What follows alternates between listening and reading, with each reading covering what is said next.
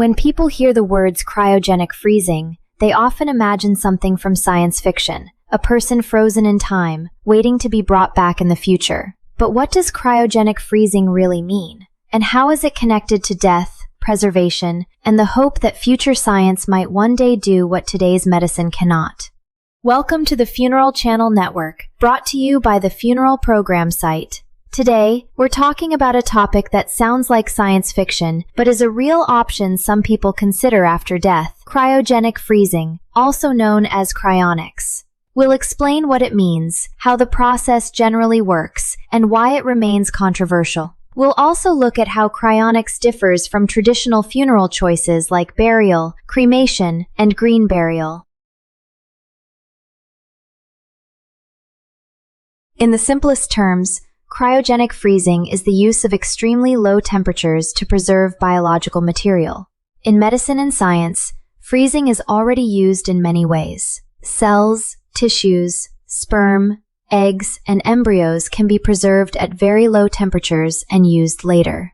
But when people talk about cryogenic freezing after death, they are usually talking about cryonics. Cryonics is the practice of preserving a person's body, or sometimes just the brain, after legal death.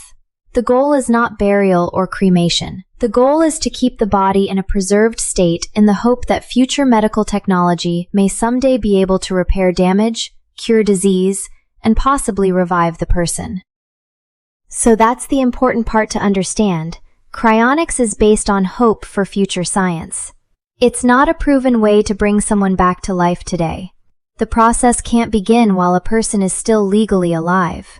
A doctor or legal authority must first pronounce the person dead. After that, a cryonics team may begin the preservation process as quickly as possible. The reason timing matters is because after death, the body begins to change. Cells start to break down, circulation stops, and oxygen is no longer being delivered to the brain and organs. Cryonics organizations try to slow this process as quickly as they can. The body may be cooled, circulation may be supported for a short time, and special chemicals called cryoprotectants may be used. These chemicals are meant to reduce ice crystal formation inside the body's tissues. That matters because ordinary freezing can damage cells. When water freezes, it expands and can form sharp ice crystals. Those crystals can harm delicate structures inside the body. For that reason, modern cryonics often focuses on a process called vitrification. Vitrification is different from simply freezing something solid like an ice cube. Instead of allowing large ice crystals to form, the goal is to cool the tissue into a glass-like state. This is meant to preserve structure more carefully, especially in the brain.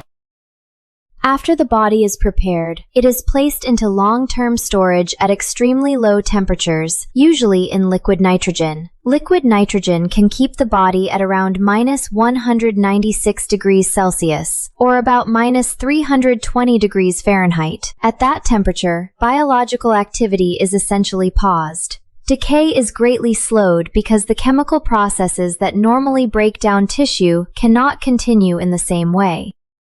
For people who choose cryonics, the hope is that the preserved person is not gone forever, but waiting for a future time when medical technology may be advanced enough to repair the damage that caused death, reverse damage from the preservation process, and restore life. But this is where cryonics becomes controversial. Many scientists and medical professionals are skeptical. The biggest question is not whether we can keep a body very cold. That part is possible. The question is whether future science will ever be able to repair the body and brain well enough to restore memory, personality, consciousness, and life. Right now, that hasn't been done with a cryonically preserved human being. So cryogenic freezing after death is not the same as emergency medical cooling, organ preservation, or freezing embryos for fertility treatment. Those are proven medical uses of low-temperature preservation. Human cryonics is different because it depends on future technology that does not yet exist. There are also emotional, ethical, religious, and financial questions. Some people see cryonics as an extension of medical hope. Others see it as unrealistic, expensive, or spiritually uncomfortable. Families may also have to think about whether cryonics fits with their beliefs about death, the body, burial, cremation, and remembrance. In traditional funeral care, families usually choose burial, cremation, green burial, donation, or another form of final disposition.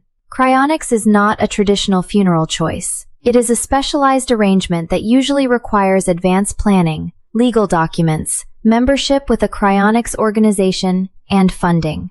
For some, cryonics represents possibility. For others, it raises more questions than answers. So what is cryogenic freezing? It's the use of extreme cold to preserve biological material. And when applied to the human body after death, it is called cryonics, the preservation of a legally deceased person in the hope that future science may one day make revival possible. Whether someone sees that as science, hope, speculation, or science fiction often depends on their personal beliefs. But one thing is clear: cryogenic freezing asks a very human question. If there were even a chance that death could be delayed, paused, or one day reversed, would you choose it? Let me know in the comments below.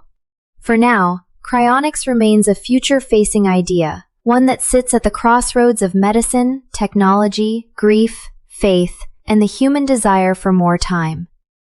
Thanks for watching, take care, and I'll see you in the next one.